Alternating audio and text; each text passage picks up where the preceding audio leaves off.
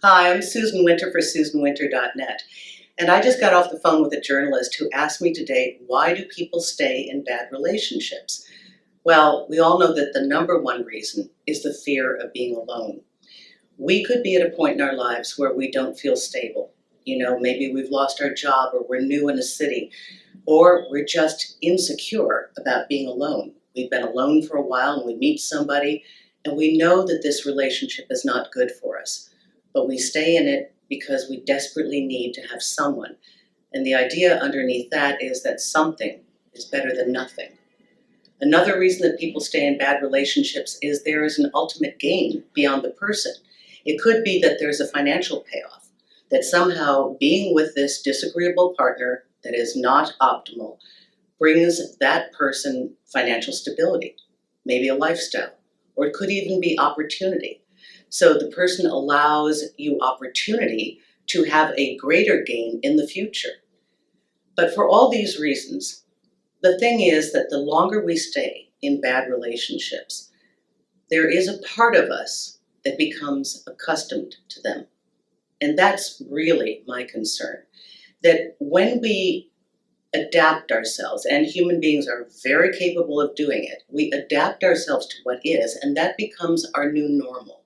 So the very thing that we would like to have, which is a better relationship with a partner who values us and respects us and treats us the way we'd like to be treated, and a person who creates an environment so that we can flourish, if we deny ourselves that for these other fears that are, quite honestly, things that only we can attend to ourselves, or will always be held captive to somebody's whim, if we continue to stay in bad relationships, we are in essence training ourselves that this is what a relationship is.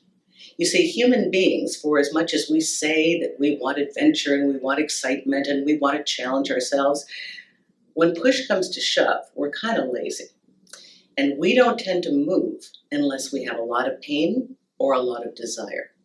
And those are the motivating factors that make us make a change to our lives. We're either so disgusted with where we are that we are motivated to make a change, or we're so uncomfortable that we can't bear it another day. But if we keep allowing ourselves to deny developing a portion of ourselves and stay in a relationship that's bad for us, we will in time start to think that that is what a relationship is. Because human beings can become very comfortable in the familiar. And if that becomes our familiar, then that becomes our habitual choice. So that is the underlying reason why we may stay in a bad relationship. We always make choices based on what we need to do next.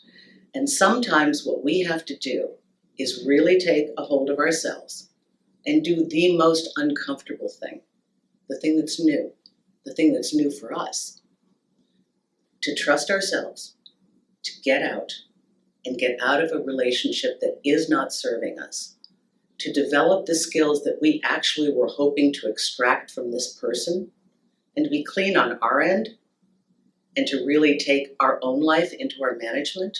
Now, I realize there can be situations that are very complicated around this, but the eventual goal is that the more you repeat a negative relationship, the more that becomes your habitual choice, not just now, but in the future. So it's something to think about. Thank you very much, Susan Winter for SusanWinter.net.